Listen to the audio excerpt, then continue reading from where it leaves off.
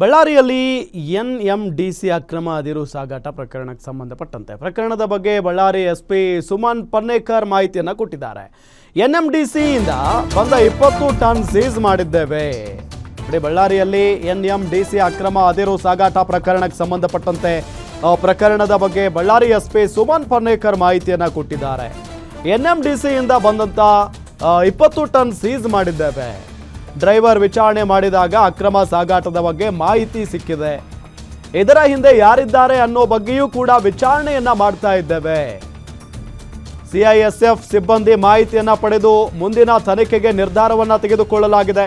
ಬಳ್ಳಾರಿಯಲ್ಲಿ ಎನ್ಎಂಡಿಸಿ ಅಕ್ರಮ ಅದಿರು ಸಾಗಾಟ ಪ್ರಕರಣಕ್ಕೆ ಸಂಬಂಧಪಟ್ಟಂತೆ ಬಳ್ಳಾರಿ ಎಸ್ಪಿ ಸುಮನ್ ಪನ್ನೇಕರ್ ಮಾಹಿತಿಯನ್ನ ಕೊಟ್ಟಿರೋದು. ಎನ್ಎಂಡಿಸಿಯಿಂದ ಬಂದಂಥ 20 ಟನ್ ಸೀಸ್ ಮಾಡಿದ್ದೇವೆ ಅನ್ನೋ ನಿಟ್ಟಿನಲ್ಲೂ ಕೂಡ ಹೇಳಿದ್ದಾರೆ. ಜೊತೆಗೆ ಈಗಾಗಲೇ ಡ್ರೈವರ್ನನ್ನು ಕೂಡ ವಶಕ್ಕೆ ಪಡೆದಿದ್ದೇವೆ. ವಶಕ್ಕೆ ಪಡೆದು ವಿಚಾರಣೆಗೆ ಒಳಪಡಿಸಿದಂತಹ ಸಂದರ್ಭದಲ್ಲಿ ಆತ ಬಾಯಿ ಬಿಟ್ಟಿದ್ದಾನೆ, ಹೌದು ಇದು ಅಕ್ರಮ ಸಾಗಾಟ ಅಂತ ಹೇಳಿ. ಇನ್ನು ಇದರ ಬಗ್ಗೆ ಇದರ ಹಿಂದೆ ಯಾರಿದ್ದಾರೆ ಅನ್ನೋದರ ಬಗ್ಗೆಯೂ ಕೂಡ ವಿಚಾರಣೆಯನ್ನು ಮಾಡ್ತಾ ಇದ್ದೇವೆ.